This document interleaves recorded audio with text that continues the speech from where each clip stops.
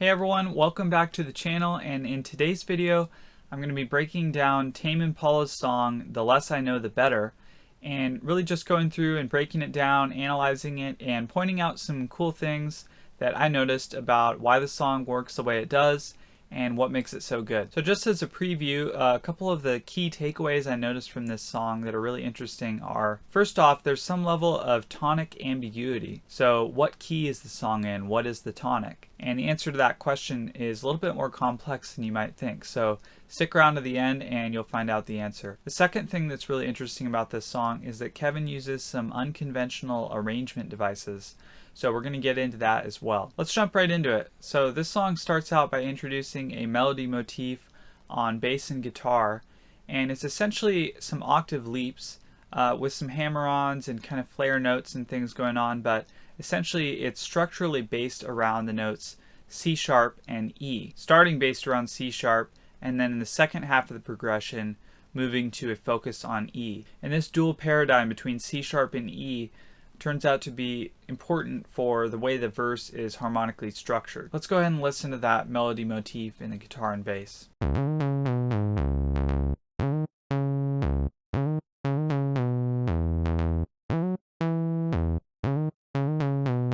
Then we get into the verse, and so we get a little bit more of a chord full arrangement, and the vocal melody comes in as well. And so the chords for this section are C sharp minor, B, E, and G sharp minor. So the next question we might ask is, so what is the key of this section? Like I mentioned earlier, there's some level of tonic ambiguity in this song. In this section of the song, I would say we have somewhat of a dual tonic complex between C sharp and E. So what a dual tonic complex essentially means is that there are elements of the song which make it feel like one of those notes is the tonic, but there are also other elements of the song that make it feel like the other note is the tonic, and they're kind of both like happening at once. So it's a really cool way that Kevin has set up some level of ambiguity in this song as to whether C sharp is the tonic or E. So let's go into what those particular elements are that lead us to feel like either C sharp is the tonic or E, and then we'll give an overview of how this chord progression would be interpreted from the perspective of either of these tonics. Let's start with the factors of what makes this part of the song feel like it would be in C sharp. The first factor that makes this really feel like C sharp would be the tonic is its hypermetric emphasis. And so this is a 4-bar chord progression, and C sharp lands on the beginning of the first bar of that sequence. And so it's really given a little bit more emphasis, being that it lands right on that one.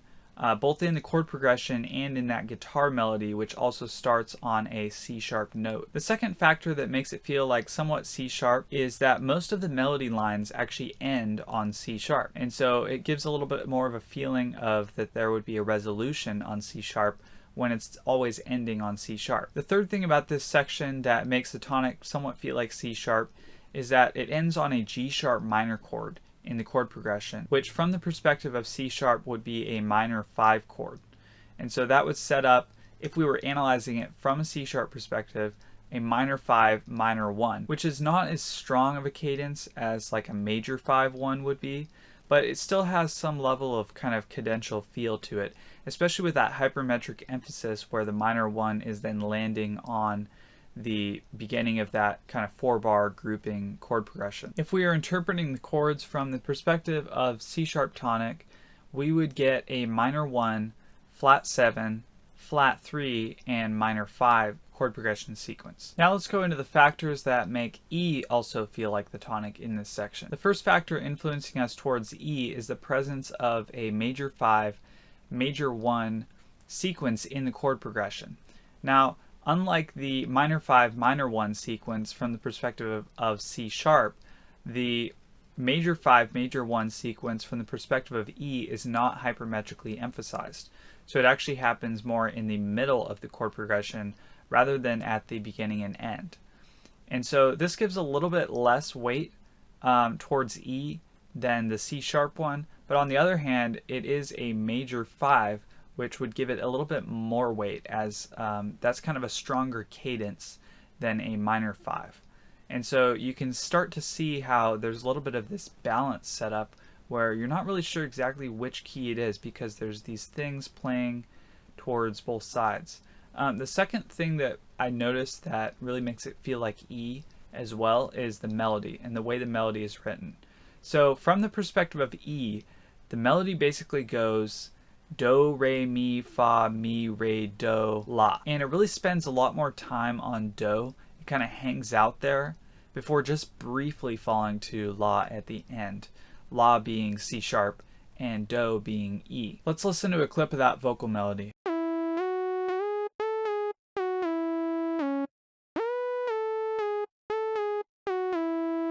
Given that there's a little bit more weight and time spent on the E than on that C sharp, even though it does fall to C sharp at the end of each phrase generally, it does kind of lead us a little bit more towards feeling E as the tonic. From the perspective of E as tonic, the chord progression would go minor 6, major 5, major 1, minor 3. So when you look at this section by itself, I don't think we can really definitively say whether C sharp or E are the tonic, but a better way of looking at it is that this section of music is constructed using devices from a C sharp tonic perspective and from an E perspective, and they're just kind of jumbled together in a nicely balanced way that allows it to not be so definitively belonging to each camp, but rather using things from both. Another thing I found that's interesting about this first verse is an unconventional arrangement technique that I've noticed Kevin uses several times throughout this song, first happening at the end of this verse. So first of all, we get a verse that's 16 bars, which is kind of a conventional length for a verse. That's really standard and expected. But at the end of the 16 bars, instead of going straight into the chorus, which would be what we would expect to hear, instead we get this extra 4 bars inserted where there's essentially a 2-bar space and then a 2-bar repeat of the last line of the verse. So that's a really interesting technique that Kevin uses here to really kind of flaunt the expectations of the listener and make things more interesting. Now we get into the chorus. So the chords for the chorus are E, C sharp minor, D, and that's basically the chord progression for most of the chorus. But on the second iteration of that chord progression, about halfway through the chorus, we get this extra B chord inserted in, so then it would be E, C sharp minor, D, B, and then back to E for the next sequence. Like the verse, the chorus also has some level of tonic ambiguity, but what's different about the chorus is the notes that are being played with as the tonic are a little different. So it's E and A instead of E and C sharp. And the second thing that's different is I feel like it's not quite as ambiguous. It really does lean a little bit more towards E, but there's just this one little part that I feel like kind of tonicizes A, and so I thought it would be important to bring up. Looking at this from the perspective of tonic E and the factors that make it feel mostly like that, first of all, we have that E is now hypermetrically emphasized. So now instead of landing in the middle of the chord progression, it is now at the beginning.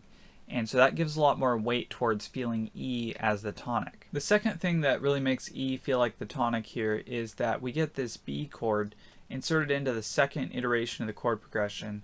And that sets up, basically from the perspective of E, a 5-1 major cadence.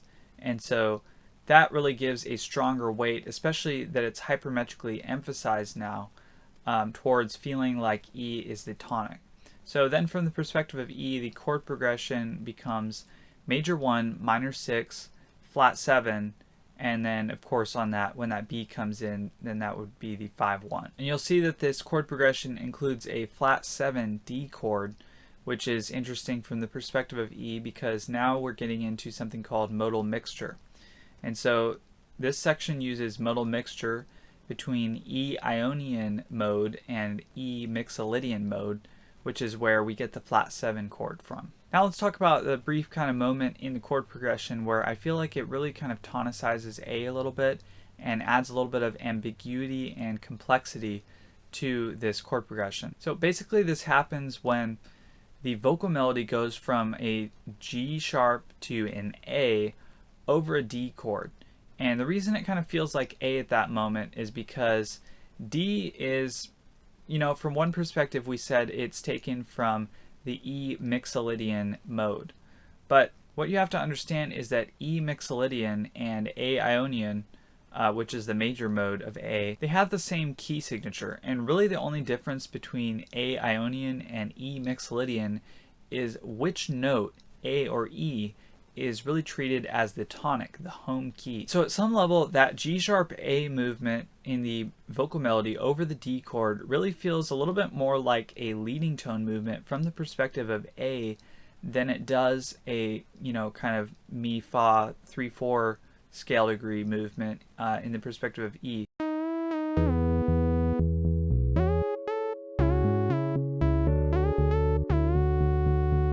From the perspective of A, that would be the 7th scale degree going to the 1st scale degree over a major 4 chord. So I don't think that's really the way you can interpret the whole section, but there is some level of kind of borrowing from that A flavor in this part, and I think that's really cool that it adds some level of harmonic complexity to this section, much like the first verse did between C sharp and E. Then we get into the second verse. So the second verse is harmonically similar to the first verse, but again we get this sort of unconventional arrangement kind of going against the listener's expectations. The first thing that happens with that is that where the first verse had 16 bars, the second verse gives us 8 bars. And so then it's half of what we kind of expected. And then instead of the one round of the sort of space then repeat 4-bar sequence, we get 2 rounds of that. Next we move into chorus number 2, and again, like the verse 1 and 2 pair, chorus 1 and 2 are harmonically and melodically similar, but again we get this unconventional arrangement that goes against our expectations and makes things interesting. So what chorus 2 does with the arrangement that's interesting is, imagine chorus 1, it's a 16-bar sequence, and so imagine we kind of divided that up and called each 4-bar section A, B, C, and D. So chorus 1 would be A, B, C, D. Basically what we get with chorus 2 is an 8-bar chorus that just goes A, D. So it split the chorus in half, so it's only half as long, but instead of actually splitting the beginning and end half and just taking out one of those, it actually takes out the middle half and leaves the 2 fourths on the end and puts those together. Next we move into this outro section, which again is interesting from an arrangement perspective because it presents new material harmonically and melodically that we haven't had before in the verse and the chorus. So from that perspective it kind of sounds like it's going to be a bridge, because that's what we'd normally expect if we heard new material after 2 pairs of verses and choruses. Then usually we would expect to hear like going into a bridge and then probably back to a chorus, or maybe back to a verse and then a chorus. That would be kind of the conventional arrangement. Instead what we get here is verse chorus, outro. And so that is really interesting. The chords in this section are E, B, C sharp minor, and A. So finally we get a tonic confirmed as E, at least in this section, and arguably for the whole song retrospectively, though I'd say there's really more to the story to it than that, as we've already kind of gone over. But in this section in particular though, E is definitely the tonic. So interpreting it with E as the tonic, our chord progression becomes 1, 5, minor 6, 4. And so this is kind of a standard Ionian chord progression, and the melody is very clearly in E. It feels like E. And so finally we get some resolution of the tonic ambiguity in this section. And then another cool thing that shows up in this section, again like earlier in the song, is this idea of the kind of space and then repeat sequence. So first we get kind of a normal 16-bar outro, which is kind of a normal hypermeter, normal section length. And then we get 2 rounds of the 4-bar, where it's 2 bars of a space and then 2 bars of kind of repeating the last line of the vocal from that section. And then we get a third iteration too, a third repeat, but this time there's actually no vocal, and then we just kind of close out the song from there. If you're interested in seeing more videos like this, I'll have a video right here for you to check out. Thanks for watching and have a great day.